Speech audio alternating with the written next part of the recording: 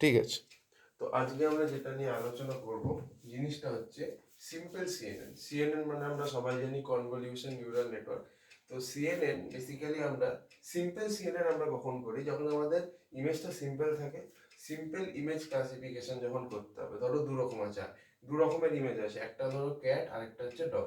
তো আমি যদি ক্যাট আর ডগের মধ্যে ক্লাসিফাই করতে চাই যে এই পার্টিকুলার ইমেজটা ক্যাটের মধ্যে পড়ছে, এই পার্টিকুলার ইমেজটা ডগের ক্যাটাগরিতে পড়ছে, তো সেরকম ক্ষেত্রে আমরা কিন্তু নর্মাল সিএনএন ইউজ করতে পারি, কোনো সমস্যা নেই। সেকেন্ড আমরা কোথায় ইউজ করতে পারি, এই যে যেমন ধরো হ্যান্ড রিটেন ডিজিট আছে, এমনিস্ট। এমনিস্টের কি থাকে, হিউম্যান রিটেন নাম্বারস থাকে। ধরো মানে ওখানকার যে ডেটা সেটটা আছে, ওখানে যে ডেটা সেটটা আছে ওখানে বিভিন্ন 1 থেকে মানে 0 থেকে 9 অব্দি নাম্বারস লেখা থাকে বিভিন্ন হ্যান্ডরাইটিং এ, যাতে ওই ডেটা সেটটা আমরা কেন মডেলকে খাওয়াই, যাতে এটা দেখে মডেল বুঝতে পারে যে 9 কিরম দেখতে হয়।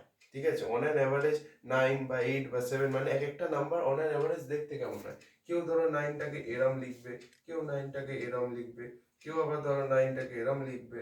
ঠিক আছে, তো বিভিন্ন ভাবে লিখবে। তো প্রত্যেকটা লেখার যে স্টাইলটা এক একটা আলাদা ছবিতে থাকবে, এবং আমরা সেটাকে মডেলটাকে ফিড করাবো।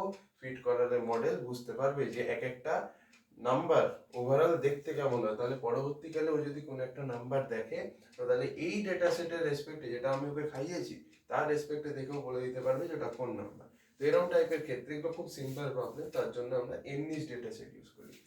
সিম্পল অবজেক্ট রেকগনিশনের জন্য আমরা কিন্তু সিম্পল সিএনএন ইউজ করতে পারি। এই হচ্ছে গল্প। ঠিক আছে, থ্যাংক ইউ।